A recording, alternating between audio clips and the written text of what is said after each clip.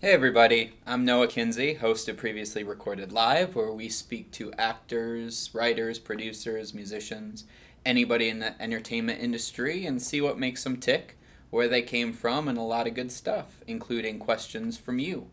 Our first guest for this show is John Semper, the lead writer of the Spider-Man cartoon, and it's going to be an epic two-parter. So here's part one, and we are filming this at the Sharp Focus Media Academy, which is an amazing institute that's a 3-week course where you learn pre-production, production, and post-production for commercials, music videos, a lot of different things. Really cool stuff.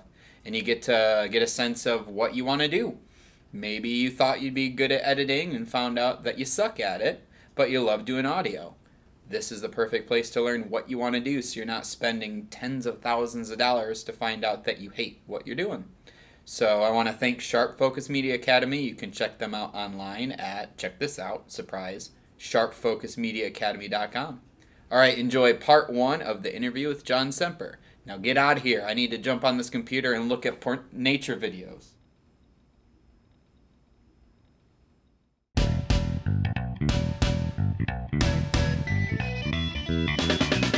Thanks for sitting down. Thank you for inviting me, Noah. Yeah, it's great. So a little bit of our backstory. Yes. Our origin story. I met you on the planet Krypton. Yes. Yeah. Yes. I met you 2009 or 10. It's probably 2009. Yeah. Yeah. So I was with Comedy Sports in Indianapolis, and we had auditions there where they sent us information saying Creeporia. Right. The series is going to be filmed, and we have auditions here at Comedy Sports. So if you're interested, come down. It's John Semper's project. And I just remember thinking, like, that name sounded super familiar. Like, I know that from somewhere. So I looked it up, looked up your name. The posters in the post office. And I saw you were the lead dude from Spider-Man. I was the producer and head writer. That was my show for so long. I loved that show, and I'm a lifelong Spider-Man fan, so I was super excited. I went down there, I auditioned for like 6 parts, 4 of which I don't think I had any chance of getting because I was totally, but I was just so desperate to be cast as something there. And what was great is I ended up doing 2 things. I ended up doing the voiceover for Dickie. For Dickie the Devil Doll. The Devil Doll. Which was actually, I think, why I hired you. Oh, yeah? Yeah, because they videotaped, the people that were basically paying for it were doing the auditions for me. And they were sending me the video of all of the people who had come to audition. And there was something in your voice that I liked.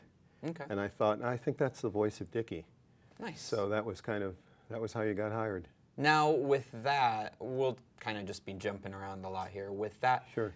That was one of your first endeavors where you were just the end-all be-all for literally everything, including directing and things like that, because I know that was always a passion of yours to also direct and also do those things. Right. So do you already, going into it, you already had an idea of what all the characters looked like, sounded like, everything? Well, yeah, I had the script. The script had been written. And I generally have a pretty good notion of what I'm looking for when I'm looking for someone to do something. And the script, you know, it was a long, elaborate, I mean, I had really written it very clearly, and I knew exactly what I was looking for. So, you know, when you're casting something like that, and you're casting from a distance, and you're casting locally, you don't necessarily know that you're going to get great actors. So what I was trying to do was find people who were very close to the characters that I wanted them to play, so that it was just already almost there, Right. and not a lot of talent would be required from them. There were some people that I noticed on the video, they really were good performers, and they had talent, and they knew what they were doing. And then others I kind of cast because they seemed close to the character that I wanted them to play. So when I heard your voice, I said, well, that's the voice of Dickie, really. You know, I can hear Dickie in that voice, because I wanted this sort of little mischievous, troublemaker who was really a little bit of a jerk. Right. Thanks. And I think I was just called a jerk, but I'll take it. It got me the part, so I'll definitely take that. You had and you had good range. I could tell that you really sort of, there were a number of things that you could do, and you obviously had talent.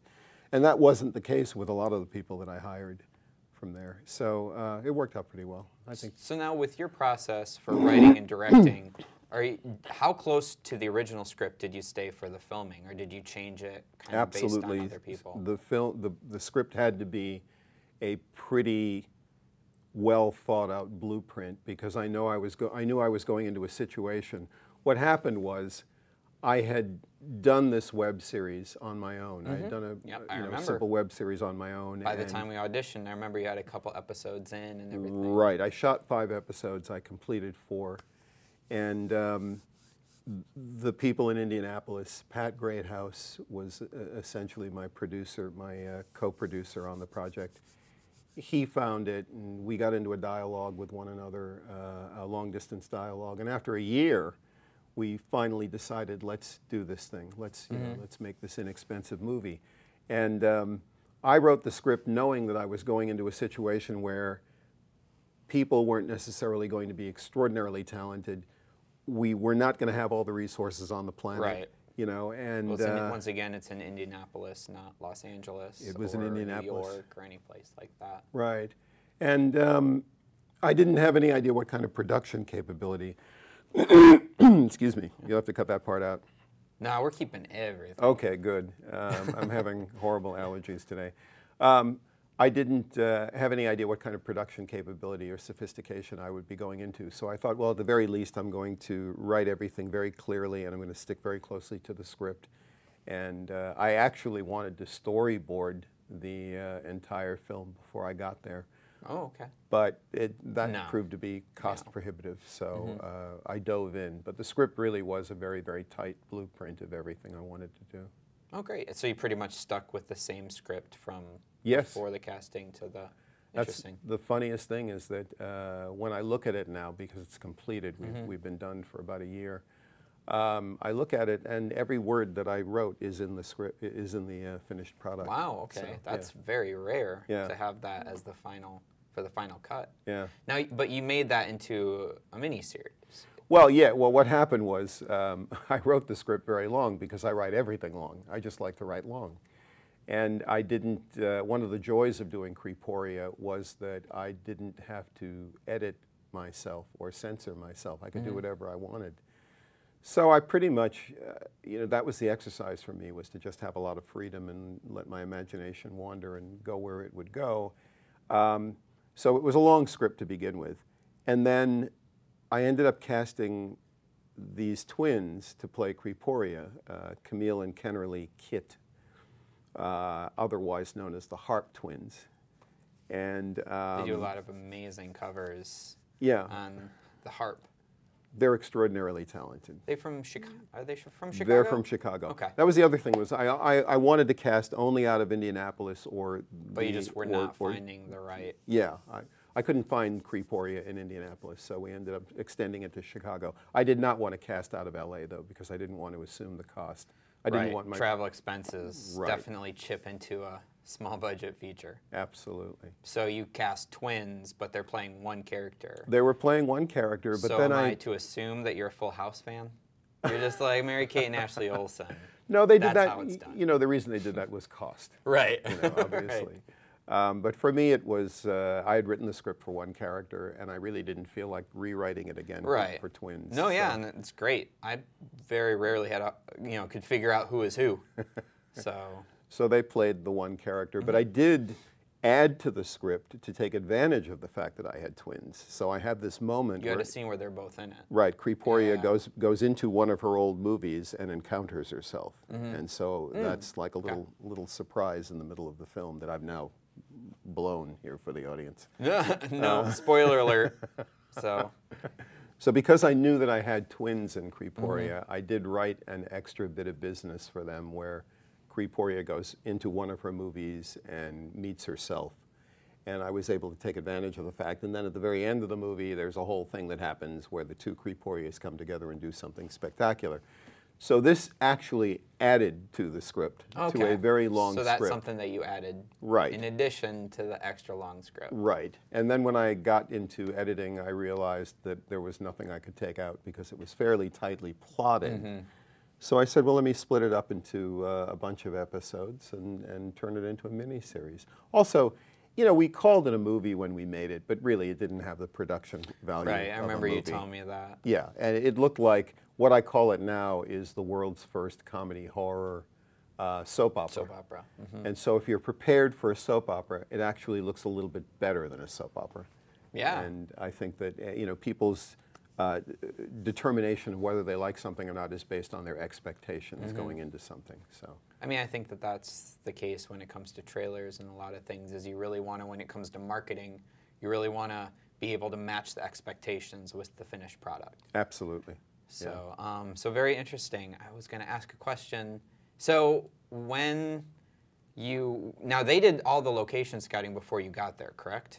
Well, Or did you do some sort of it of. when you were out there? They did a little bit. I mean, you know, Pat had given me a tour of his facility. You know, he runs a Halloween haunt every year, and he had given me a tour of the sets and the props, and that was the impetus for even making the thing, because Sure. I knew I had all these wonderful environments and these great props.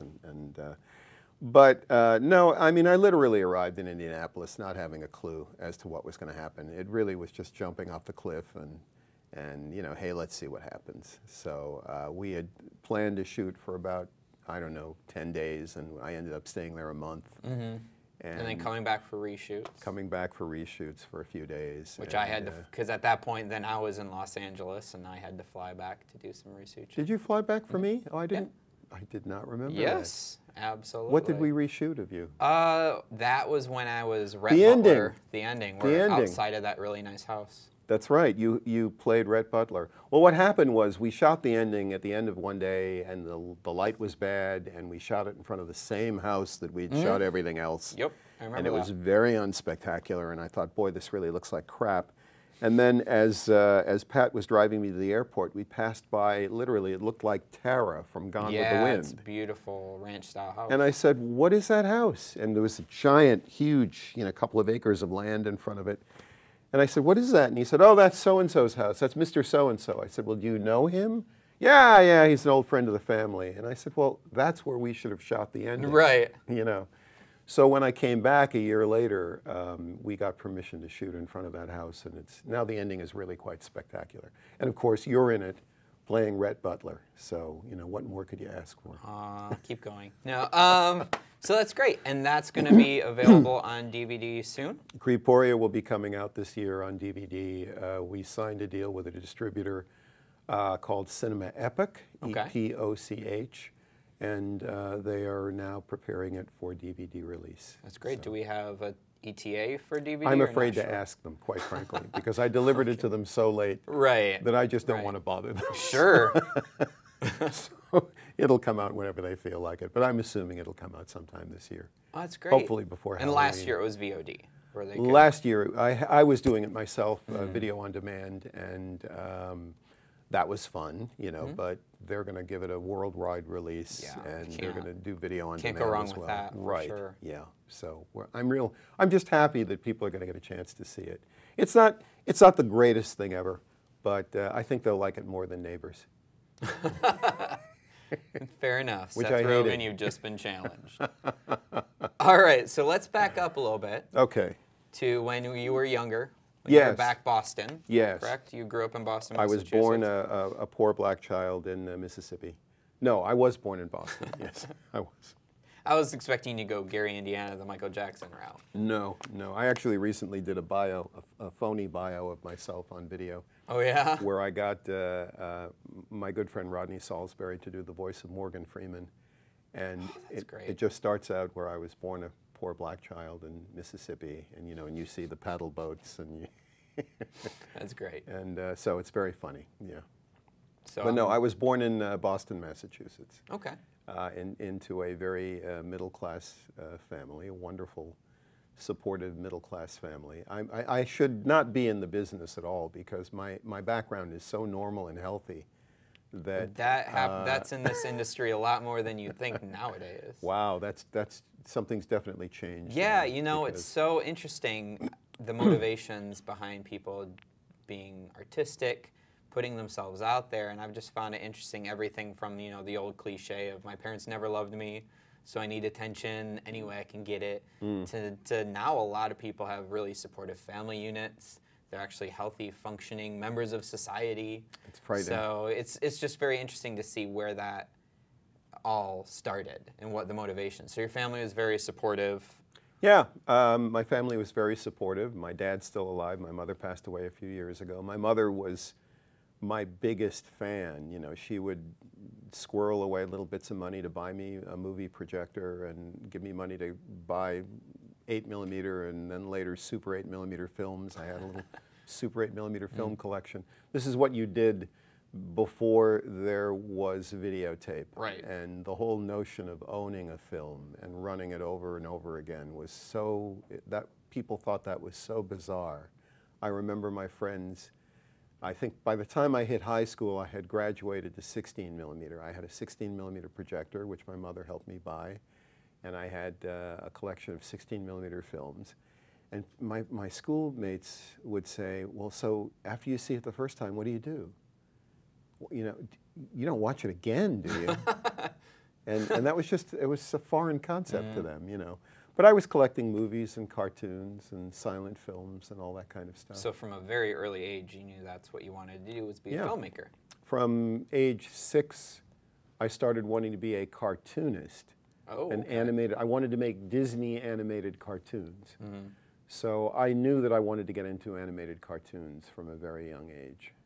In fact, I went to the oldest private high school in America, the Roxbury Latin School. You have to say "the" in front of it. That's how old and important it is. Or at least how old and important, how important they think they are. But it was a great school, and when I was interviewing to get in, I was one of 3 first black students to get in to Roxbury Latin School, so that was sort of historic. When I was interviewing to get in, I think my mother and father were with me, and they asked me what I wanted to be when I grew up, and I said, oh, I want to be an animated, you know, I want to make animated cartoons. And my father was livid because he felt that giving that answer was going to basically screw up my chances of getting in. Okay. You know, he said, no, you should have said doctor or lawyer or something like that, you know, but you shouldn't say anything about that animated cartoon thing. Anyway, I did get in, and Roxbury Latin was like Hogwarts without the magic. I mean, it was just this venerable old institution that had museum relics in all the hallways, you know, in glass cases and stuff like that. And it was a really cool place to be. It was very small. There were only about 250 kids in the entire whole school? Yeah, in the entire school. So, yeah. So what were you like in high school and middle school? Almost exactly the same. Oh, yeah? Yeah, except I didn't know anything about girls. But other than that, I was exactly the same. Interesting. You know, it was an all-boys school. Oh, okay. Well, then that makes sense. You don't have to worry about the girls when they're not around. You know, and we wore jackets and ties every day. And I'm the same. I mean, that's sort of the weird thing about me, is that I really haven't changed in all these years. I just know a little bit more about a lot of things. You know, but you know, I wanted to make films, so I was always running around. And things were you doing in school? I played football. I mean, I was a regular kid. I played football. I was on the team. Well, when you're in a school that only has about 250 kids, it's not the greatest team in the world. You know, they're not going to win a lot of games. I think we won 1 game, but I played football for a couple of years, and I played lacrosse until I badly twisted my ankle. But no, I had a lot of friends. I was a pretty active kid. I was, you know, at that time, just starting to really think about film as art. So I was running around with a Super 8mm camera and making films. And did you get your friends involved? Oh, yeah, actors and everything? Sure, yeah. I mean, we made films at at Roxbury Latin. Sure. Some of my earliest films were you know, little silent films that we made there. So did you learn how to do all that stuff in school, or how did? Or no, did you learned teach it on my yourself, no, or see, how? back in the old days, you did not learn anything cool like film or animation in an educational institution. You simply didn't. So you just had to do it on your own. You know, you had to get magazines and books and get your equipment together and then just go out and make stuff. And it's so weird for me to be alive now where people are coming out of colleges with degrees in animation. And, you know, and there's all this wonderful equipment that's at everyone's disposal. It's yeah, that's not expensive. Even if you want to buy your own just to start up, it's pretty inexpensive now. I mean, just as years go by, everything gets cheaper and cheaper to be more accessible. There's capability now that I couldn't even imagine would ever be in the hands of normal people. You know, when I was in my 20s and in my late teens. Which, I mean, it is a good and a bad thing. I mean, I'm very fortunate to have grown up in the 80s because I, growing up, was very creative and loved doing different things with friends and making videos and things like that. And there's, for the most part, all the things that I thought were hilarious back when I was a kid are not documented and put on social media or YouTube for the world to see. So all the embarrassing moments, there's no proof I did them. Whereas now that's all the time. I mean, that's out there. You see all the videos that kids make that you just are very sad that they chose to make certain videos where it's like, where are your parents letting you upload this stuff? And that will follow you now for the rest of your life. I was going to say, people getting infamous for all the wrong reasons. Absolutely. Yeah. So, but I mean, yeah, so there's definitely a good and a bad, but that's really interesting. So you took the initiative. You knew that you wanted to do that so much that you took the initiative. I had to. I still have the little books, the first books that I bought. I had a couple of British books that talked about how to do animation and how to make cutout animation.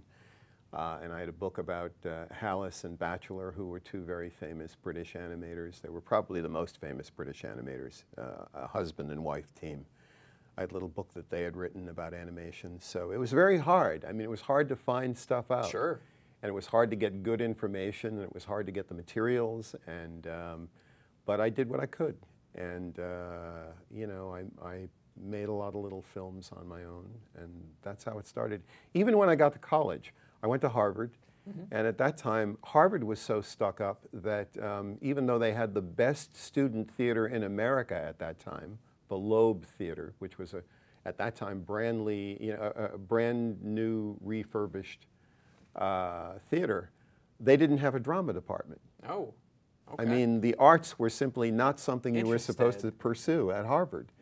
So they have performances, but no classes about it. No classes, none whatsoever. And you just had to simply do it extracurricularly, if that's a word. And so, you know, it was hard to be interested in film during those years. They had this wonderful building that had been designed by Le Corbusier called Carpenter Center. And that was a place where you were supposed to take classes that would lead to you going to architecture school, you know. Okay. I mean, really, that's what it was there for. Right. But down in the basement, they would sort of do some things that related to film. So there, you know, there's a little bit of film going on. So as soon as I found out that some film was going on, I ended up transferring to what they called the Visual and Environmental Studies Department. And that's what I got my BA in, VES, you know, VES department.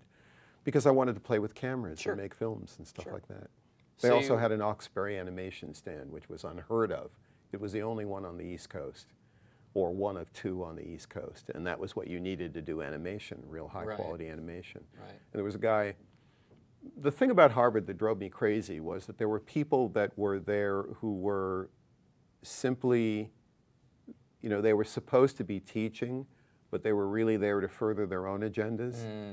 Now, they were nice people, and we did learn some from them. But, you know, there was one fellow, Frank Morris, very nice guy, very talented guy. He was there ostensibly to be a teaching fellow, but in his spare time, he was making an animated film down in the basement at Carpenter Center, which then he finished, and it ended up winning an Academy Award. He was the first person I ever knew that won an Academy Award. I know a couple people now that have won Academy Awards, but he was the first one. And that was a huge deal, that we had watched him make that film down there in the basement, and then next thing we know, we see him up on stage getting his Academy Award, you know. That's amazing. That night, so yeah. very cool. That was interesting. So you went from Harvard to then where did you? The insurance business. Oh, okay. That was definitely a turn I was not expecting. Yeah, I was being a good middle class kid. I got out of college and I had to get a job, and I was a little afraid to come out here, because I had no idea what out here was going to be like, and I'd never visited out here. So I went into I got a job in the insurance business because they gave me a free car.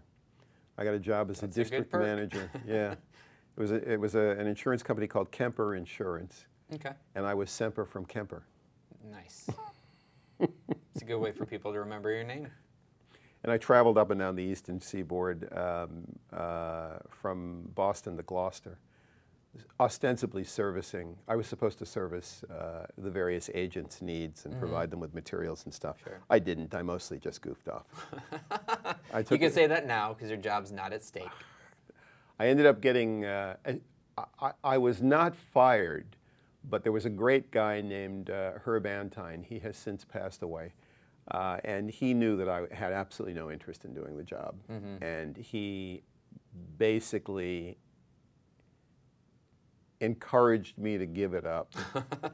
He didn't fire me because he said, John, I want you to be able to collect unemployment.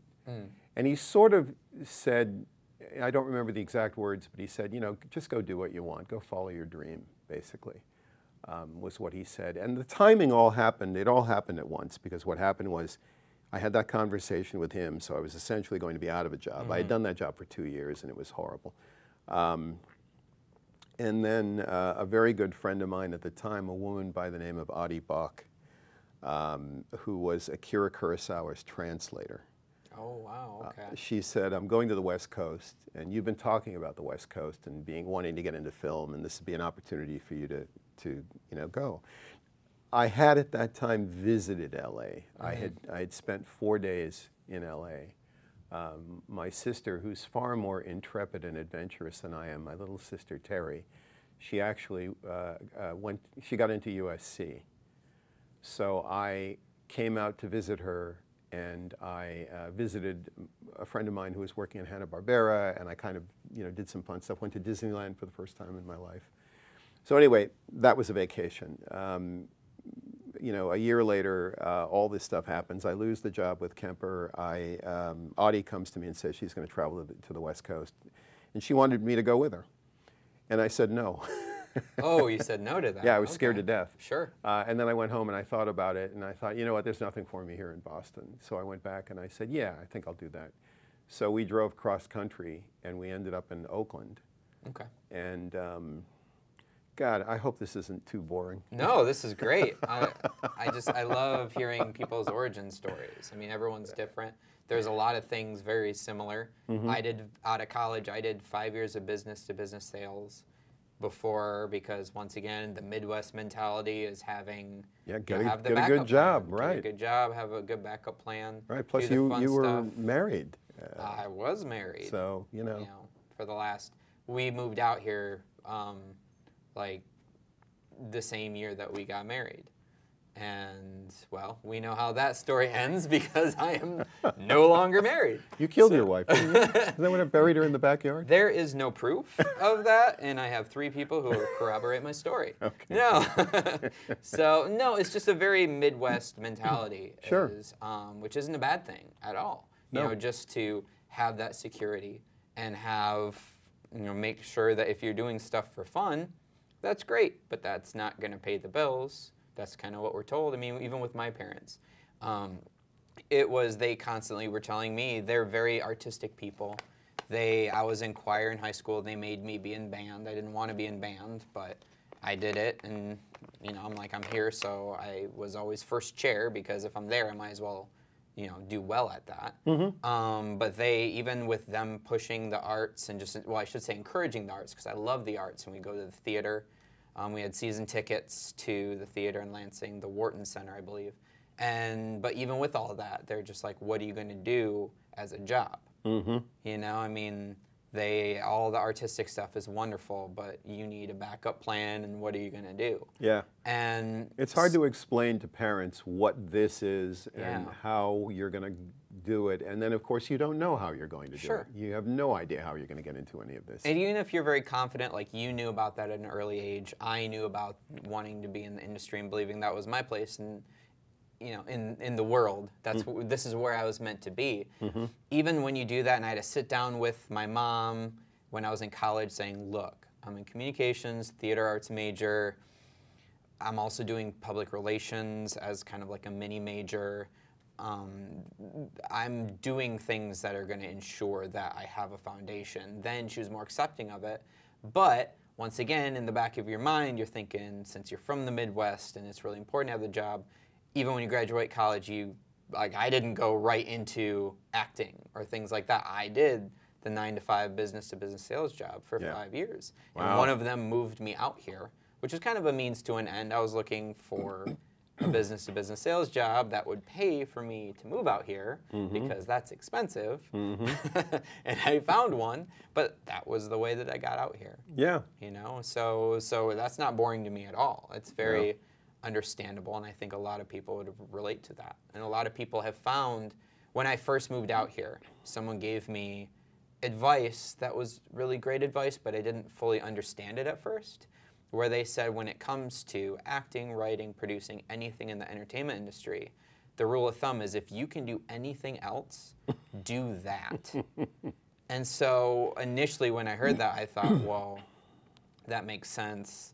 And I'm good at other things, good with sales, whatnot. But really what that means, now what I realize that is if you can do something else and be perfectly happy with your life and perfectly satisfied, then do it. Right. Because I did 5 years of business-to-business sales. I was very successful, always well above my quota, but I hated it. I hated it so much because I knew that's not what I was You were like me in supposed to do. insurance. Absolutely. I mean, I could have made something of that if I had really, it certainly wasn't beyond my capabilities. And the free car was nice. Right. I had a Chevy Nova, very cool. But I wasn't happy. I was really profoundly unhappy. Right. And I pretty much screwed the job up, I think, deliberately, just to not have it as an option. Sure. And then the timing was perfect when Audie did come to me and say, listen, you should be on the West Coast.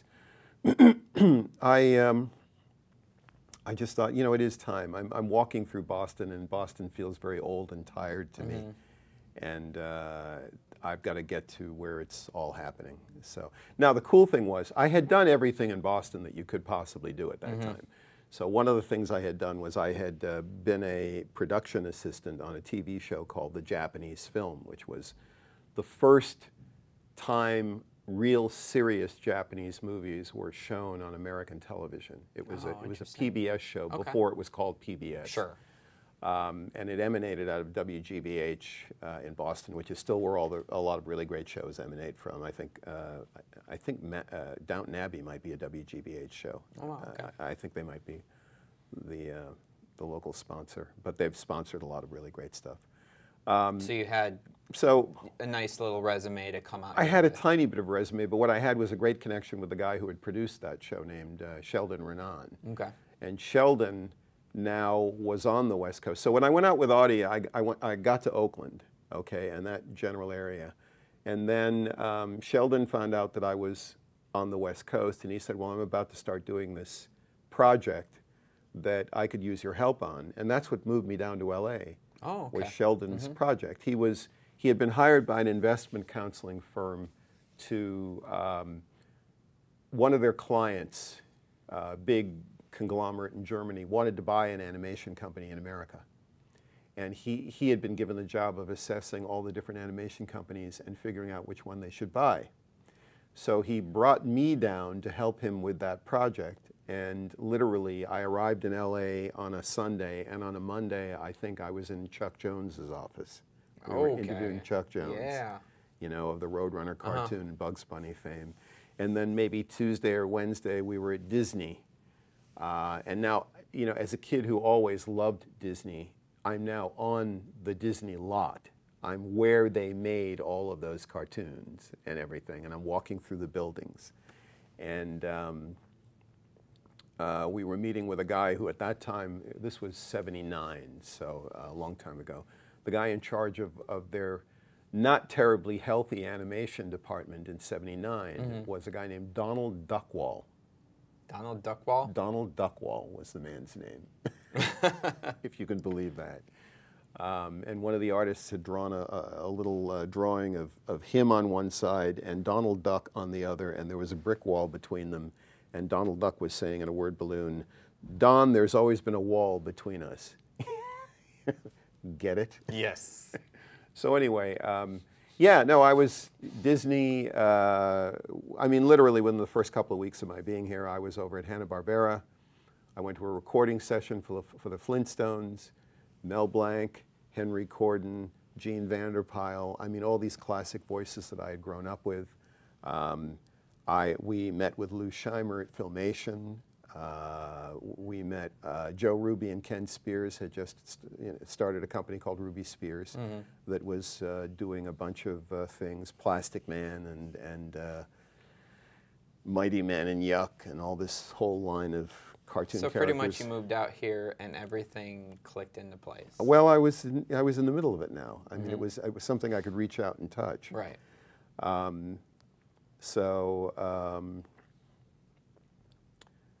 When it was all done, when Sheldon's project was done, and that took about 3 months, I went back to a lot of these people that I had met.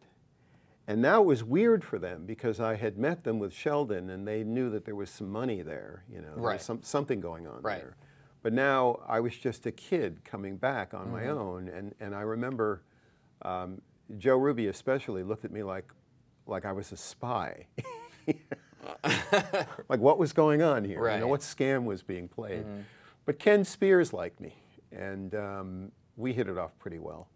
And so I went to Lou Scheimer and I said, you know, I want to get into this business. And Lou was very nice. He set me up as to train as a storyboard artist.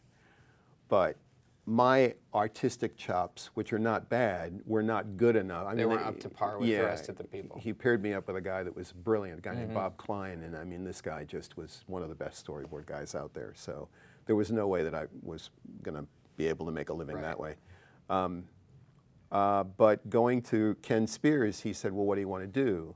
And Sheldon had given me one really good piece of advice. He said, when someone asks you what you want to do, pick one thing. Just pick one thing. You know, don't say I want to write and I want to this and I want to that. Just, you know. So I knew that I had a pretty good talent for editing. And I had a buddy at Hanna-Barbera, Dave Stone, who was being a film editor and a sound effects cutter, which was like a very important thing down in the editing department at Hanna-Barbera. And so I said to Ken Spears, when he was being very nice and said, what do you want to do? I said, I want to be a film editor. So he set me up in a meeting with his film editing guy, a guy named Dave Spence. And I walked in for the interview, and David Spence did not like me at all. Why is that? I have no idea. Was it just idea. first impression? Just first impression. He didn't like me. Didn't. And there was no way in hell I was going to get a job. However, on my way in, there was a guy rewinding some film, a red-haired guy, and he and I started talking, and we hit it off pretty well, and his wife was from New England. I left that interview knowing I had no job there, and then I got a phone call from the red-headed guy, and he said, look, Dave doesn't know it yet, but he's going to be replaced, and I'm taking over the department, and his name was Richard Allen. And he said, call me in 3 weeks, you've got a job.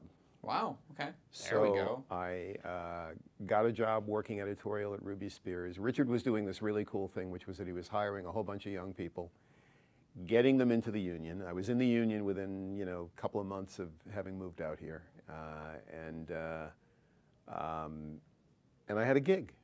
And I had a gig in cartoons, really, because That's you know huge. they were making absolutely. cartoons, and that's what you wanted to do. I'm handling 35mm film. There was no video back then; it was all film, and I'm cutting film. And I was in a room with a really cool guy, funniest man on the planet. We used to laugh our asses off all day long.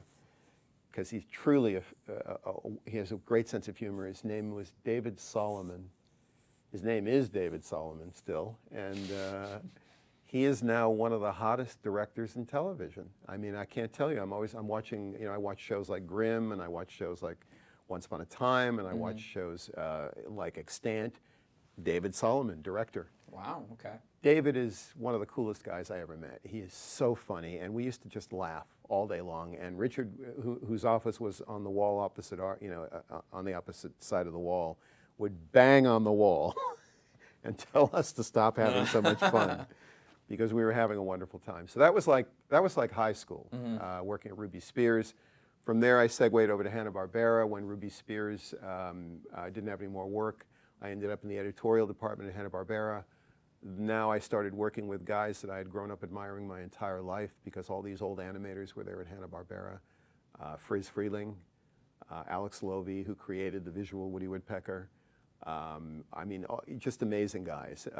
Kay Wright, who was one of the co-inventors of Synchrobox, Clutch Cargo with the moving lips. There was a cartoon series called Clutch Cargo and another one called Space Angel, and there was almost no animation, but they had real human lips. I remember Space Angel, yeah. Not the other, yeah. Okay, well he co-invented that, and just fantastic history in that building. I did editorial there. I did editorial on a TV show called Ripley's Believe It or Not. I met an editor there named Dave Blewett. Dave went off to do movies. He took me with him. He and his assistant, Jim Seidelman. I ended up over at Universal cutting. My first feature film credit was Apprentice Animator on DC Cab. Oh, that's great. Directed by Joel Schumacher, who used to regale us with wonderful tales in the editing room. Oh, I bet. Fantastic stuff that I can't even talk about publicly.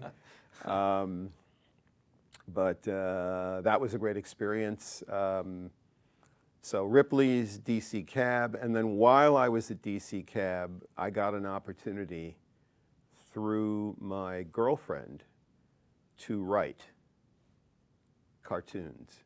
And how that happened was she was at Hanna-Barbera in the upstairs, and she was in the executive offices. And they wanted to lay her off. And the way that they used to lay people off who were in the executive suites back in those days was, they didn't like to fire them, so they'd say, we're going to make you a writer. And she said no, because she had no interest in writing. And then she came home and she said, well, I'm going to be laid off. And I said, oh, that's terrible. And she said, well, they didn't tell me, that I was going to be laid off, but they told me they were going to make me a writer. And I told them no. And I said, well, go back tomorrow and tell them yes, and we'll write. And because, opportunities in this industry don't get handed to you all shiny and golden. What drives me crazy, I did a panel not too long ago where it was a bunch of writer guys, young writer guys, and they were sitting there going, well, I have no interest in writing comedy, and I have no interest in writing this, and I only want to write that. And I thought, it's nice to have choice. Yeah. Or think you do. Right.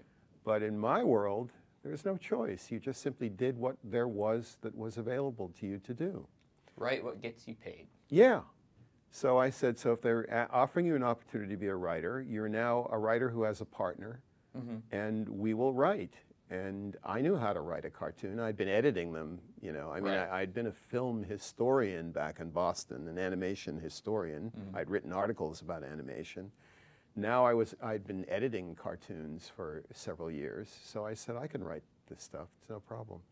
So we started writing, and we sold cartoons to ABC. We started with Scooby-Doo, and at that time, Hanna-Barbera, they were doing everything. Yeah, they were everywhere. 80% of the animation on Saturday morning was Hanna-Barbera, and the remaining 20% was split up between Filmation and whoever else thought that they might want to get into Saturday morning. Right. So really just being an H&B, which she was, and then when we started selling cartoons, that kind of made us a hot commodity. So they invited me to come back and be on staff with her. So we now had an office. And that was a weird transition because I'd been in the basement as a film editor, and now I was upstairs. And that was kind of bizarre for all my old cronies who were still in the basement, Right. now I was writing, and we were doing pretty well, and we were writing everything that there was at Hanna-Barbera. So we were writing Scooby-Doo, we were writing Super Friends, we wrote on Smurfs, which was a hot show at that time, big thing.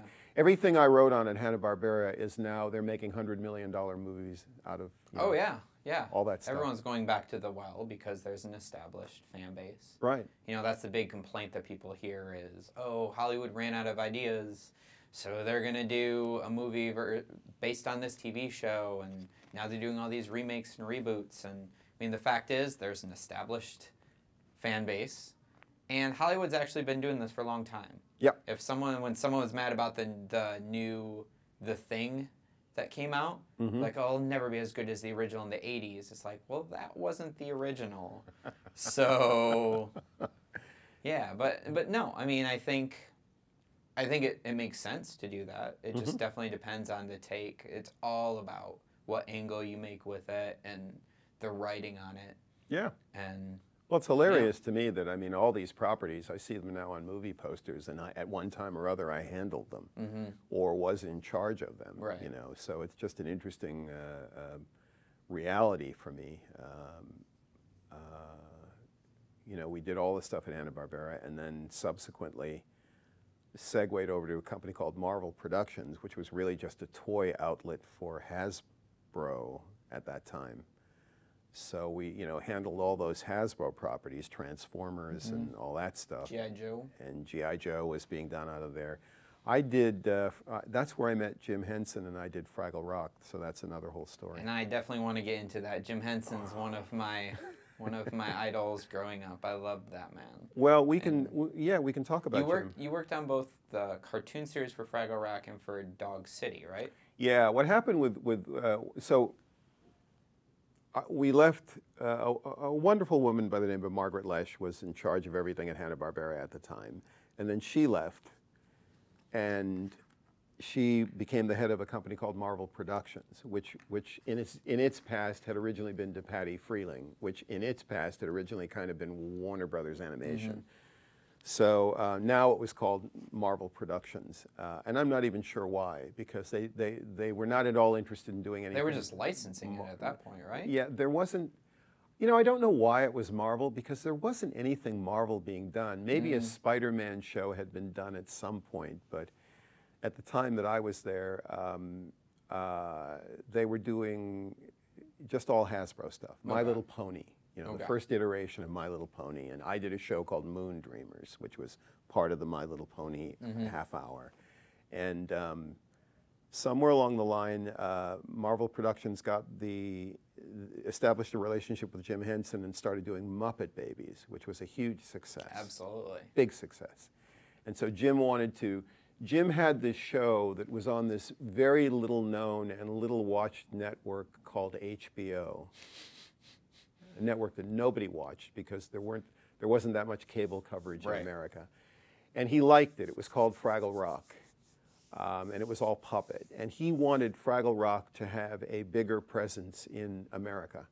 So he managed to talk NBC. Based on the success of Muppet Babies on CBS, he talked NBC into letting him do Fraggle Rock as an animated show for you know, America. Right. I get a little driven crazy now because all the Fraggle Rock fans seem to think that the puppet show is just, you know, the thing. And then there was this weird cartoon show. Well, I was always led to believe that the puppet version wasn't PBS or anything. No, it was HBO. When I saw it was in syndication. Yeah, it was HBO, and nobody watched it. Nobody saw the puppet show. And Jim was very frustrated by that. So the cartoon show got a huge amount of his attention, which meant that when I was tapped to be one of the showrunners, when Cynthia Friedloeb and I were tapped to be the showrunners, we got all of Jim's attention because this was a big deal. That cartoon show was a bigger deal than the puppet show to Jim. Sure, yeah. Okay? So when you go on a Fraggle Rock website now and they talk about, oh, the puppets, oh yeah, there was this cartoon show. You know? It's like, no, you don't understand. Yeah. The cartoon show was, you know, Jim, it had all of Jim's attention. So yes, the benefit that I got out of it was that I got to know Jim pretty well and got to work with him. And he liked Cynthia and I, so he wanted to do more stuff with us. And he invited us to his suite at the Beverly Hills Hotel. And he said, you know, I want to do, he said, you know those paintings that are sort of dogs playing poker and that sort of stuff? Because, you know, Jim had Kermit's voice. Sure, Jim sure. was the voice of Kermit. Yeah. And we said, yeah, we know those paintings. You know, dogs are with cards and they're drinking beer and stuff. And he said, well, I kind of want to do something like that, you know. And I said, okay, great. And? Right. And he said, no, that's it. Just go off and, you know, that was the way Jim was. You know, just go off and do your thing and have fun. So I wrote this 1930s musical that was like a gangster, Warner Brothers gangster film with music called Puppy Love. And we got right in the middle of that. And Jim sold a show to primetime NBC called the Jim Henson Hour. I remember. And he came to me, he came to us, and he said, you know, let's take Puppy Love in a different direction, and let's make it a little bit grittier, and let's use the same puppets that we built, but we'll use them in different ways, and we're going to do a thing called Dog City. So I actually created Dog City. Okay. With Ace. With Ace. I named all the characters. That's I'll tell you a little secret about that. I'll tell you how I can prove it, because I'm sure that there's somebody out there who'll be listening who'll say, no, no, no, I created Dog City and you're crazy. No. I had a dog named Buster when I was in college, and Buster was a whippet, and Buster was very distinctive in his look and his appearance and everything. And I wrote Buster into Puppy Love as a character. And the weirdest thing, one of the greatest experiences of my life was going to the Muppet headquarters brownstone in New York, where it looked like a normal brownstone on the outside. It was like, you know, like the Man from U.N.C.L.E., you know, it looked like a tailor shop on the outside. This looked like a normal brownstone, and you walk through the front door, and immediately you were in Muppet Land. And I go into the study, which was this wonderful old, you know, wooden kind of beautiful place, and at the end of it was a portrait of Kermit the Frog as Blue Boy. So it was, if you're familiar with that painting, it's Blue Boy's torso and background and everything, but Kermit's head. That's amazing. And I'm in this room, and there's a piano there, and on the piano are all these puppets that are just still in the process of being constructed. And Jim is showing me the puppets, and he's operating the puppets. And one of the puppets is my dog, As Buster. which I had never told anybody, not even Jim. So I'm standing in front of Jim Henson, and he's operating the puppet version of my dog. Well, my dog is in Dog City. He ended up as the paper boy. They ended up using him as the paper boy. Yeah, I remember. You know? So that when you see that puppet, that's my dog Buster.